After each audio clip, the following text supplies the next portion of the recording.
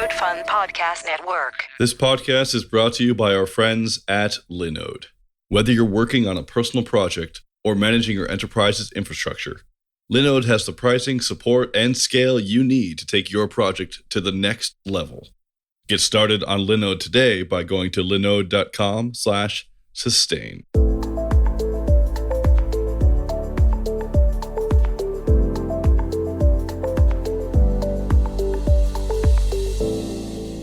Hello, everyone, and welcome to Sustain, the podcast where we talk about sustaining open source in the long run. Who are we? Where do we come from? Where are we going? Wait, is that the license I really want in this repo? Maybe I should use another one. Today, we have one other panelist besides me. Hello, Justin Dorfman. Hello, Richard. And we also have a really interesting guest today, Carlos Maltzahn. Hi, glad to be here. Carlos is a professor. Where are you a professor, Carlos? I'm a faculty member at UC Santa Cruz, or the University of California in Santa Cruz, and I am teaching computer science and engineering. How long have you been doing that? 15 years. Nice. What's your specialty in computer science? Storage systems. So I design large scalable storage systems, and more recently I've been also looking at reproducibility. So storage systems for, like, you talking like SQL, or are you talking for like large, massive supercomputers? Both, actually. So we're actually trying to merge the two, the data management systems of the world and the storage systems. Now, you also have another project that is really dear to your heart that you've been directing for a while. Can you tell us a bit more about the CROSS program? Yeah, so CROSS stands for Center for Research in Open Source Software. It is a center that was created to bridge the gap between student work and open source software projects. The mission is to teach students how to productively engage in open source software projects or communities. And then we fund research projects that have a plausible path towards open source software. And we are incubating developer communities around research prototypes. So can you walk me through what happens if I'm like a graduate student and I have an open source project, or if I don't have an open source project, how do I get involved? What's the life cycle look like for me? Yeah, so we have 2 times a year, we have a call for proposals, and that goes out through all the graduate students and all the faculty and saying, hey, we can fund graduate students. Graduate students have to be finished with their classwork and then have to propose a research project. And that call also includes a call for incubator fellows. So incubator fellows are people who've recently graduated with a PhD and want to spend a few more years in actually creating a developer community around their research prototypes. So that goes out twice a year. For the graduate student, basically when we get the proposals in, we have a session with our advisors and sponsors, and we greenlight the best projects. And then we ask those greenlighted proposals to present at what we call an industry advisory board meeting, which is typically mid-March or beginning of October. And then that's sort of the mission of that presentation is to make the project even better, right? The proposal even better. And then the advisory board, the industry advisory board, which are only the representative of an industry, they kind of get into a closed room. I'm not even part of that. And they decide, come up with a recommendation, right? And then I take that recommendation, meet with my advisory committee, which is a bunch of people from the open source scene and also have some faculty members in there. And we sort of like decide, what would be the best ones to fund. And then we fund it. And we fund projects basically with the idea that for graduate students, we fund until they graduate. But we review them twice a year too. So, as long as the reviews are going well, and as long as we're funding, we basically commit to that continuity of funding that student until that student graduates. One thing I saw that really made me go, oh, this is going to be a great interview. Funding open source autonomous vehicles. Tell me about this. Do you hang out with Elon Musk? Like, what is your life like? No, but seriously, like, tell me, like, how does this work? Does a major auto manufacturer fund this, or is it part of California? Please, I'm just so curious. Yeah. So there's 2 parts of the question, right? So one is, how do we get those projects? And then the other part is, how do we get those projects funded? How do we get those projects? Turns out there's a lot of interesting things going on in the university. And faculty are kind of discovering the usefulness of open source software in their research. And in this particular project, and we are particularly excited about that project because it's actually an open source hardware project and an open source software project. And so in this particular project, a graduate student who happens to be actually already a very experienced industry veteran in hardware design wants to build a open platform for autonomous vehicles. And it's a hardware platform, right? And so it's essentially, open source hardware is essentially this thing where you need to make sure that all the parts are available. They're all available in small quantities so that you can basically send the recipe of how to build that hardware to everyone, and they can just buy those pieces and assemble it by themselves. So that's the design goal. But it's also a fantastic research platform, and it turns out that doesn't exist yet, right? And so basically the goal of this project is to enable the research of Aaron Hunter, who's actually lead this project, together with his advisor, Gabriel Elkaim, to create really interesting research, but then also enable the research community at large to repeat that research, to build upon it, to do all these cool things, right? So, and that is only possible with this open source concept where you basically make it available. And that's good for reproducibility of the science, but it's also good for learning, for bringing in the classroom, all these things, right? So they discovered this, and we're basically very happy to have this project come in, and we actually just accepted it. It's like the most recent project. How do we get this funded? So for this, I have to sort of go a little bit back because we don't actually have a direct connection between funders and projects. We have, and that has multiple reasons. One of the reasons is that we're actually set up as a consortium. Consortium are where funding decisions are done collaboratively. That means industry doesn't have direct control over milestones, deliverables, and it's only something that collaboratively gets established. And then all industry members get sort of the benefit of the results at the same time, right? And so it's not like a one-to-one relationship. And the advantage of that is that in universities like UC Santa Cruz, the tax that the university imposes on those kinds of efforts is 10%.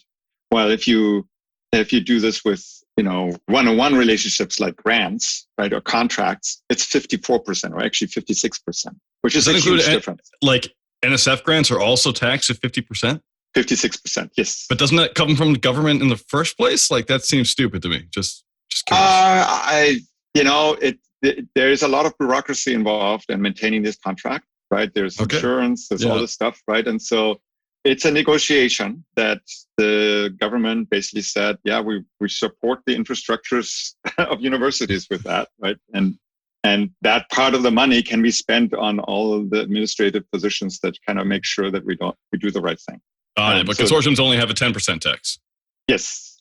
And that's because, we want to encourage that industry kind of and university. It's easier for the university to maintain, right? We don't have to have this one-to-one relationships. It's just pure relationships. But it's also an encouragement to get sort of industry to collaborate through the university. And that actually is what happens here, right? So we have members. Currently, we have 4 members for CROSS. And this is the whole center was actually built after the pattern of what's called an industry university collaborative research center. It's the IUCRC. It's a concept that is very much pushed by the National Science Foundation. It's very well known in the industry. It's very well known in universities. The only thing that we changed is essentially the licensing, which is, always open source. And it's that incubator part that we added to CROSS. So how do we get this funded? The most important thing, I think, for CROSS, to understand the success of CROSS is Ceph. So Ceph is a storage system that Sage Weil, who was a student at UC Santa Cruz from around 2003 to 2007, he created this storage system as part of his PhD project.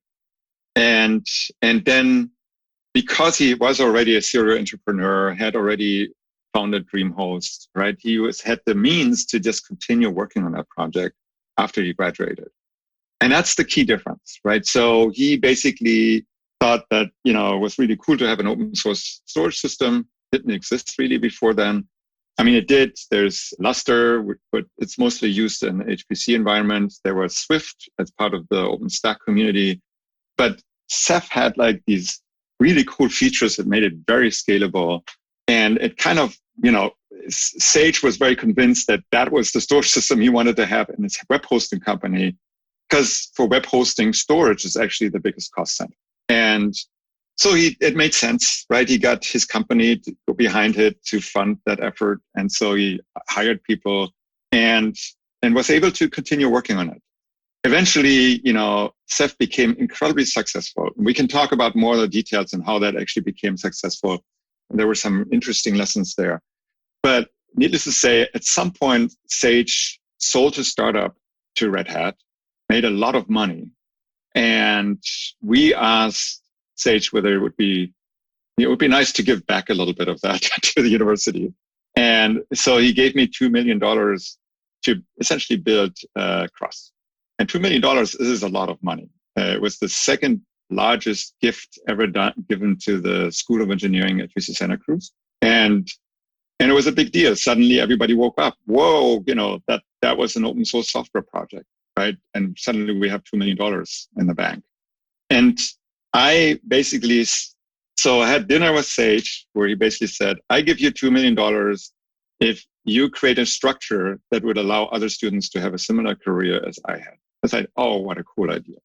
And I just happened to have, with another student, created this class which would teach students how to get involved in the Linux community, how to actually submit a Linux patch. That was pure coincidence, right? But I sat at this dinner table with Sage and I said, so how about a center that would actually teach students how to get productively involved in, Linux development or any other open source software development? And he liked that. That's exactly what I want. That's exactly, just teach students how to really get involved in open source software projects. They learn so much more than you normally learn in a university, and become leaders and all the good things that you learn in open source software project.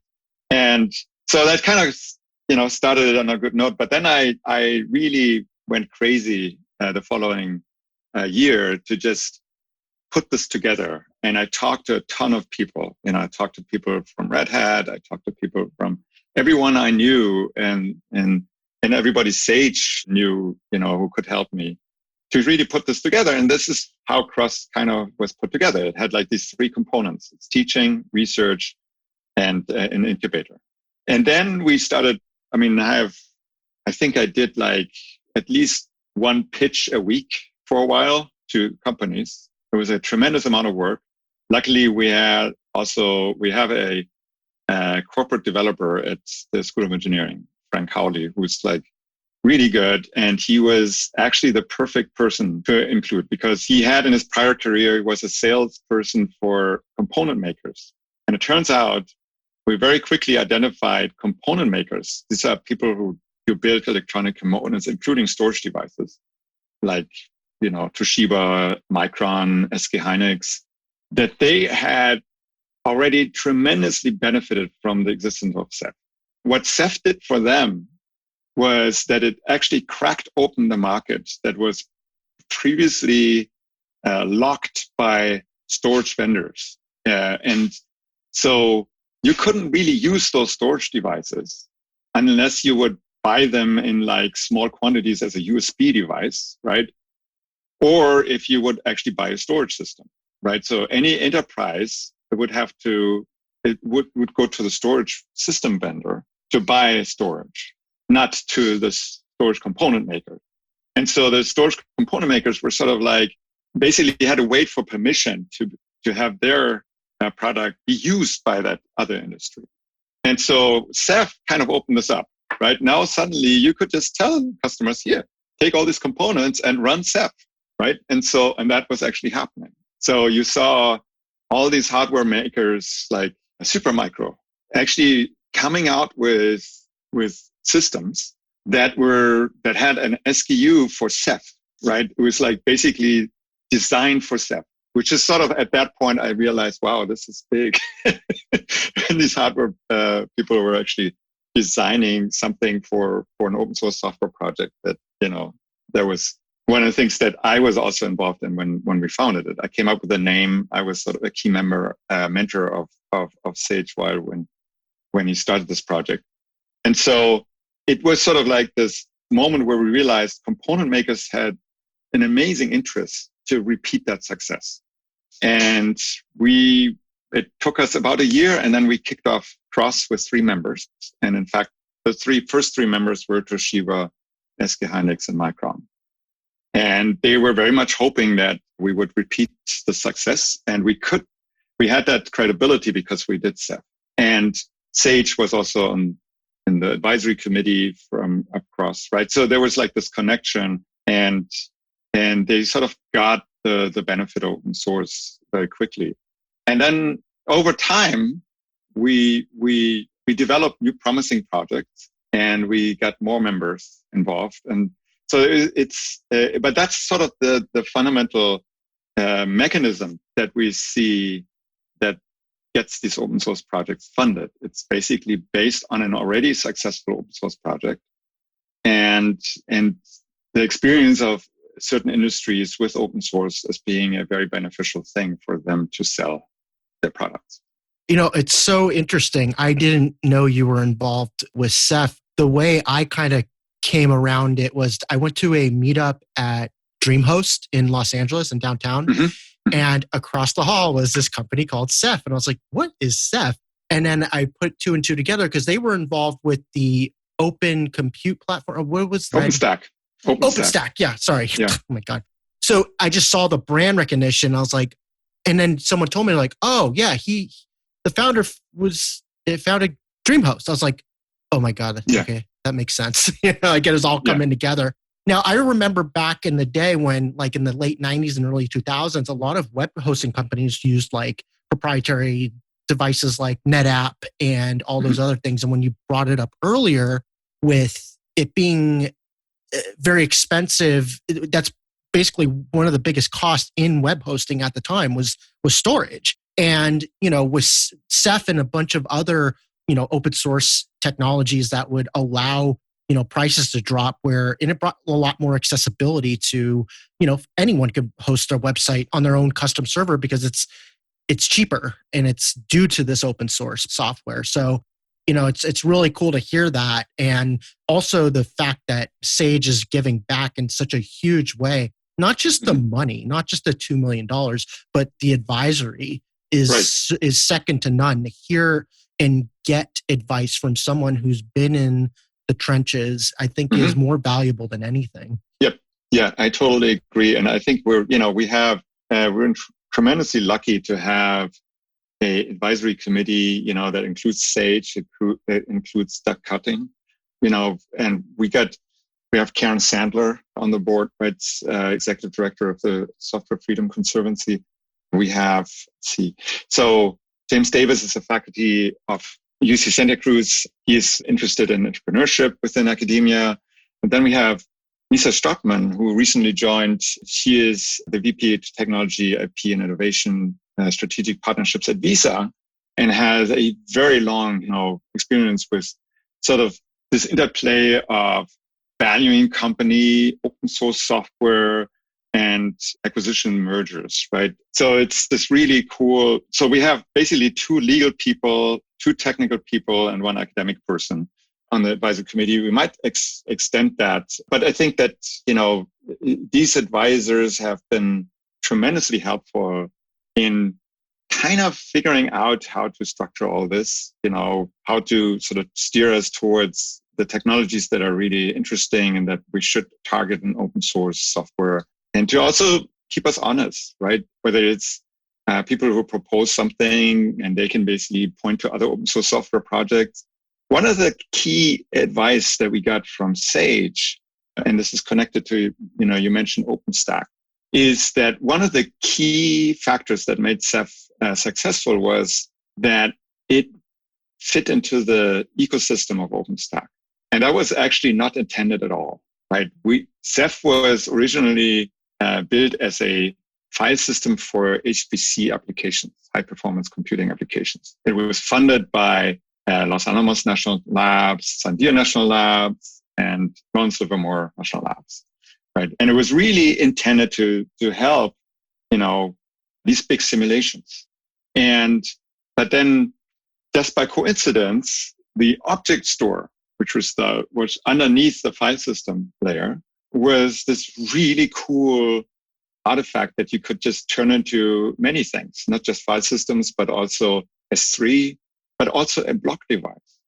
And so this was actually somebody, and this is the beauty of open source software projects, is you get like someone who just, and I asked Sage and he couldn't even remember who that was, but it was somebody who suddenly had this idea to build a block device on top of the object store that then could be used in all the virtual environment, right? So you had a storage system that could do file systems, object storage, and S3. And you only had one storage system, and you could use, all these applications that have any of those interfaces interact with the storage system. And that really made sort of Ceph a Swiss Army knife, while also having really good scalability properties and failure properties, right? I mean, it was like no single point of failure.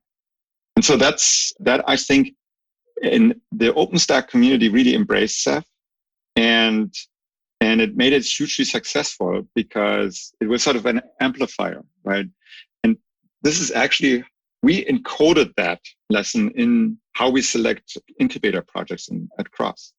If you apply for an incubator fellowship, you have to show us that the project that you're proposing meets with great interest in a very well-established open source software project.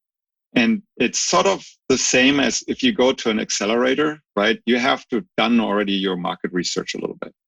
We help you, to do more, but you have to sort of identify and show that there is interest, right?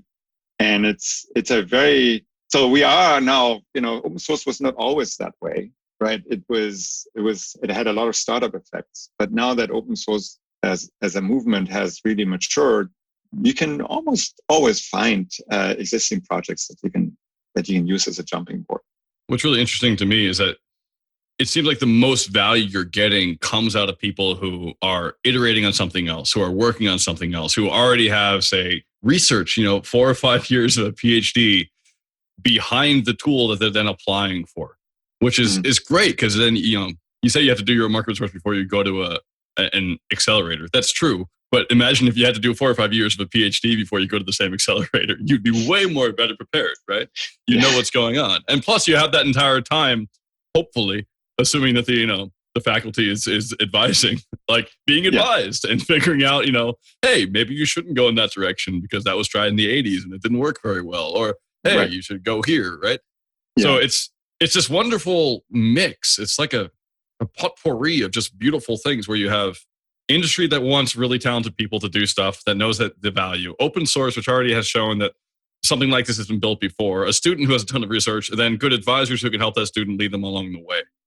With that in mind, you've had this amazing, like almost Deus Ex Machina experience of like a developer who, already had his own very successful company and then did a PhD and then was like, oh, I could turn this into a company too or something, and then made a lot of money, then donated it back. Have you had other success stories besides that? Yeah, it's a good question. And so far, no. We only have this one data point, right? And that is definitely it is a thing that we have to change very soon. But the good news is we actually have another project that it's making great waves. And it's called the Skyhook Data Management Project. And it's actually the oldest incubator fellow, Jeff Lefevre, who's an alumni of Santa Cruz, but went into industry for 4 years and then came back because he had like this vision of how data management should work. His background is data management and databases, and realized when he was working in industry that the market was such that even though technology was clearly there, you could do it, right? Nobody was interested in doing it. Like you couldn't found a startup and convince somebody to fund you because it would undermine it. Yeah, you could do a startup. Let's say you could do a startup, but then nobody would believe you that you would come up with a new database because it's like you have such dominant players in that field that. So the startup was actually the only thing. Sorry, misspoke. So the startup is the only. He saw that sort of a startup the only way to get this done. But he didn't have the means like Sage to just sit there and develop and in fact, he was out of a job, right? And so it was like, and I basically said, at this, the coincidence was that Jeff came into, and I have a blog entry about this on the Cross website. Jeff came into my office the day after I had spoken with Sage, after I had that dinner with Sage, where he basically said, I want this structure. And I told him about it. And he had sort of already accepted a job in industry. And he would basically said, I didn't know that you are doing this. I would have rethought my whole career if I would have known about this opportunity. And so I kept that in mind. And then when I heard that he was out of a job and I was looking for other possibilities, I said, why didn't you try it? Why didn't you just apply for a fellowship? And his application was great, right? But it was basically, he tried first and then Sage, no, we want you to show that there's interest. And so he found that community in the Postgres SQL community, and that. So I should say what Skyhook is. So Skyhook is essentially what we call programmable storage for databases. And what it essentially does is take Ceph, and Ceph has this really cool plugin infrastructure. It uses it all the time. It stores objects, right? It's an object-based storage system. I should also very quickly explain what objects are. So objects are essentially files. The distinguishing factor is that objects are only stored on one server. Files are striped across servers. Objects are arranged in a flat namespace, so there are no directories. But you can arbitrarily name objects, and you can partially update them, just like a file, right? There's basically a byte stream. And then the system, Ceph underneath, takes care of replication or any kind of a redundancy scheme. But for the user, the whole system, it kind of presents itself as like one store where you can just store an object by name. And you don't have to worry about anything else. So the libraries that you link with kind of figure out where that object is stored and all that stuff. And it works, in the face of failures and all that stuff. But the fundamental data that you store in an object is a byte stream, basically just bytes, just like in a file. And so there are little extensions possible for objects. So for instance, there are objects for S3. There are objects for file system metadata. There are objects for, other things. And they all distinguish themselves of having, in addition to read and write methods, they have also methods like create a directory or, do or split or merge, right? They're just little special methods that make the overall system way easier. Because it turns out when you actually put those methods at the data, where the data is stored, it's a natural serialization point when you access the data, right? If you would do that somewhere else, then you would have to, come up with all kinds of complex code that would coordinate, and that's, almost certainly creates more possibilities for bugs. And so you can get a lot of system simplicity by having slightly different object methods. And so what SkyhookDM is, it's basically taking that plugin infrastructure that's well established in Ceph and stores data not as byte stream, but as tabular data. And it uses two open source libraries to do that. There are very fast serialization libraries. Flat buffers is one of them. Google came out with that. It came out of the video game community. It's a way of very quickly store tables, row-based tables, onto files or onto anything, right? And so this is doing really well. Like there are people who are interested in how this does it. Because I would love to talk forever about this, but we only have a set amount of time in this podcast. Yeah. So I want to So basically, we use flat buffers and we use Apache Arrow to essentially store table-based data, right? Yep. And so it turns out that a lot of scientific communities, a lot of commercial Postgres community suddenly now finds that Ceph is a backend that makes their databases much more scalable. Yeah. So that's, I will end there. Obviously, I can talk a lot about that. But No, it's fun stuff. Easily. I've been reading what is it?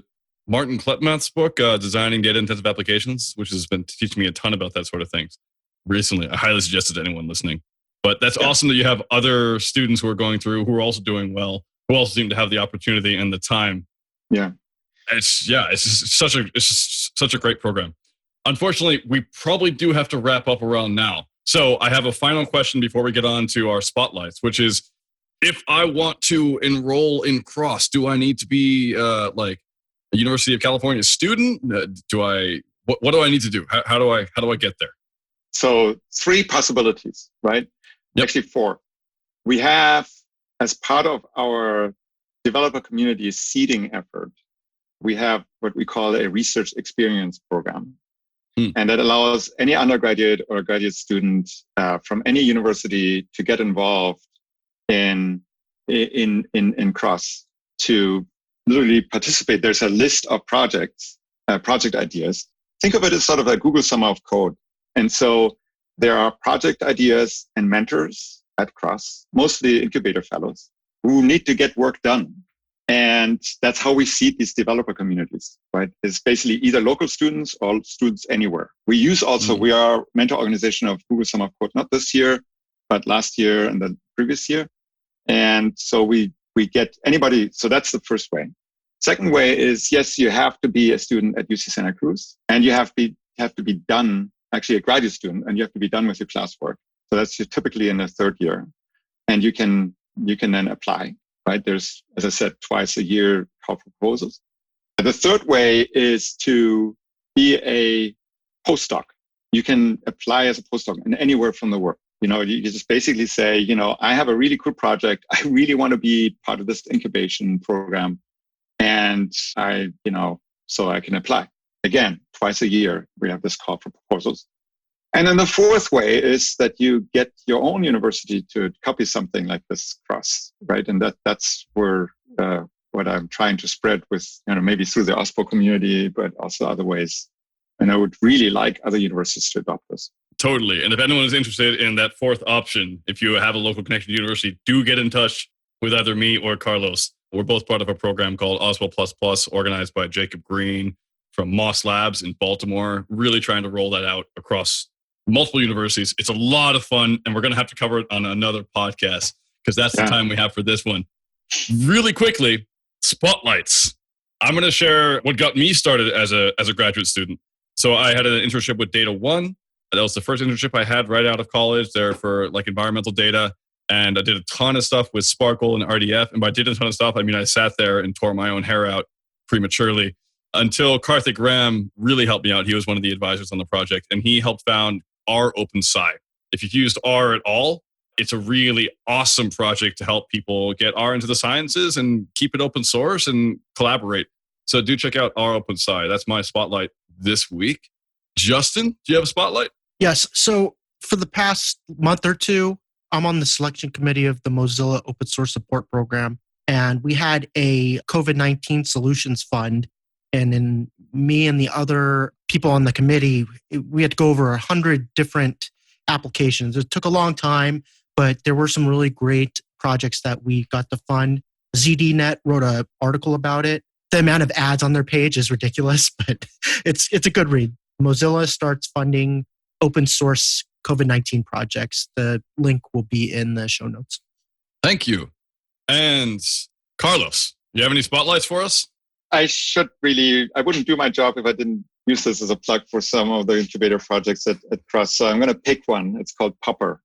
It's done by Ivo Jimenez. It's a really fantastic project to increase your personal productivity as well as making all your experiments that you ever wanted to do reproducible using container native workflows.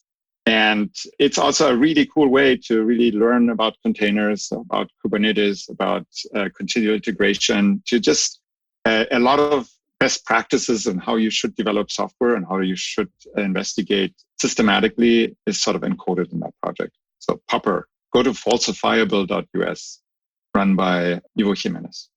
I love it. I love it. Last thing, where can people contact you? You can always send me email at carlosm@ucsc.edu. That's the best way.